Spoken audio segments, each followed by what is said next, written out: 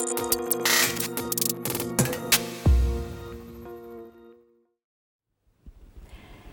this video, I'll be dealing with two important semantic issues: linguistic codification and argument structure. They are important, but basically they are difficult to understand. I'm trying to make this difficulty a little bit less difficult. The first important concept has to do with the way language captures a concept or an idea and fixes it into the system. This process is called codification, and this means that a thought needs somehow a kind of a material, physical or tangible side to be communicated. The other important concept in semantics is the idea of argument structure. This is a logical concept that has to do with the deeper layers in which the organization of language is based. I explained before how logic is important for the understanding of semantics, because part of the meaning, or the skeleton of the meaning, as we've seen before, is capture in somehow, let's call it a logical system. These two terms, as I'm trying to explain, they have to do with the way languages of the world put concepts into words or stretches of groups of words. One way of doing this is to put down one concept into one word, and this is called lexicalization. In the first example of lexicalization, we'll see the different ways in which language, or the languages of the world, codify family relations. And we'll also see how the same type of food is lexicalized depending on the language. Other way of codifying certain important distinctions in language is to fix these distinctions using grammatical procedure. This is what we call grammaticalization. Let's start with this chart. What this chart is about. This chart is about putting into English, Spanish and French family relations. My son or my daughter's spouse, that's feminine, that spouse, is called daughter-in-law in English, nuera, just one word in Spanish, and ma belle-fille in French. My daughter's son, or my daughter's son's spouse, is called son-in-law in English, yerno in Spanish, and ma beau-fille or ma gendre in Français. Then my spouse brother or sister is called cuñada and cuñado, depending on her gender. It's called cuñada, cuñado in Spanish, and it's called ma belle-sœur or mon beau-frère in French. What's lexicalized in English is precisely the legal nature of this being married to someone sort of relation. This kind of relation is codified in English, as you may see when you go through this little part of the word daughter-in-law, son-in-law, sister, brother-in-law, or mother-in-law. Law, that word means something important from the organization, political and social organization of a society. So if I say, for example, I'm having my in-laws for Thanksgiving, what I'm saying is using the word in-laws regarding the first part, son, daughter, spouse, etc. And the in-laws become a category. And that's important because it's the group of people that are related to me, not by blood, but by law, which is because I'm married to someone or someone's married to me. In Spanish, these relations are fully lexicalized: nuera, yerno, cuñada, suegra.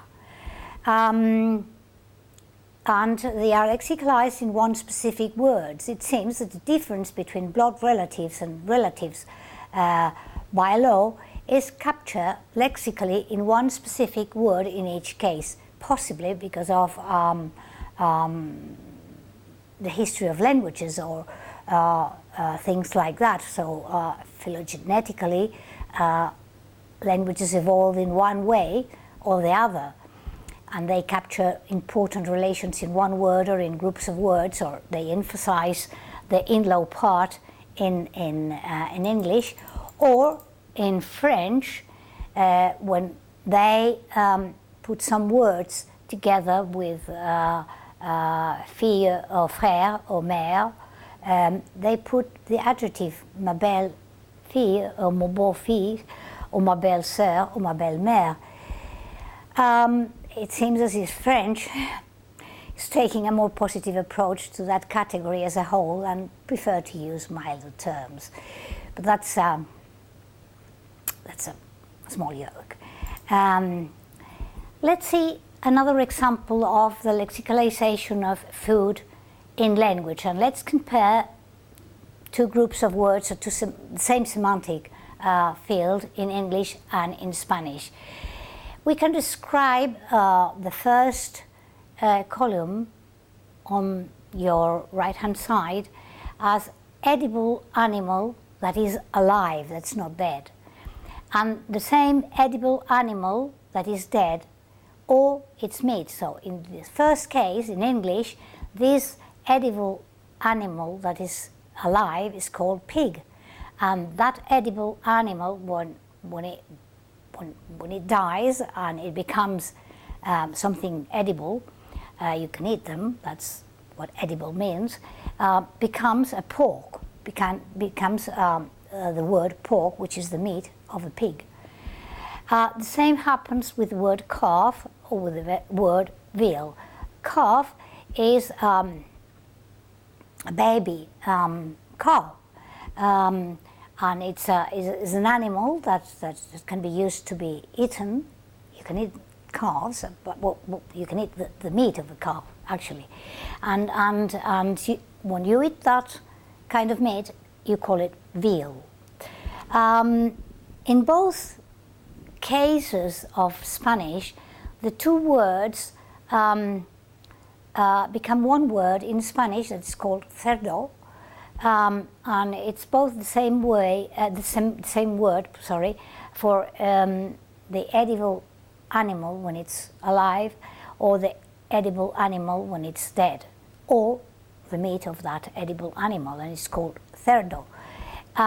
Then, when you have the word veal or the edible animal or the edible meat of a calf, you call it ternera in Espanol. And then you have the same or an opposite organization for fish. Fish is one word for both the alive animal or the meat of the fish, whereas Spanish differentiates very clearly between pez and pescado. So you can see that the way languages codify one concept varies depending on the language. So not all languages capture the same idea in the same way. Let's study an example of an unpronounceable word in Finnish. For example, in Finnish, one concept can be captured in one word. The same concept would need a noun phrase in Spanish, and again the same concept would be expressed in a whole sentence as in English. The other procedure in which language captures concepts is by grammaticalization. For example, when we want to fix or to mark somehow the time of the action, and in English we use an ed ending for irregular verbs, and that marks the past tense of a sentence such as this one: she learned how to drive a drone in a week.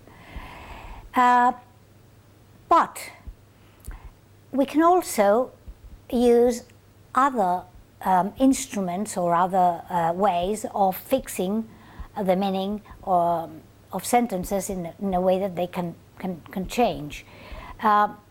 Let's study this sentence. They finally agree to sign a pre-arrangement to sell the firm. So that pre part of the word pre-arrangement is to refer to a situation which has not yet, or has not reached yet, the situation of a proper arrangement, a proper final arrangement. Incidentally, there's a new word in English that's called a prenup.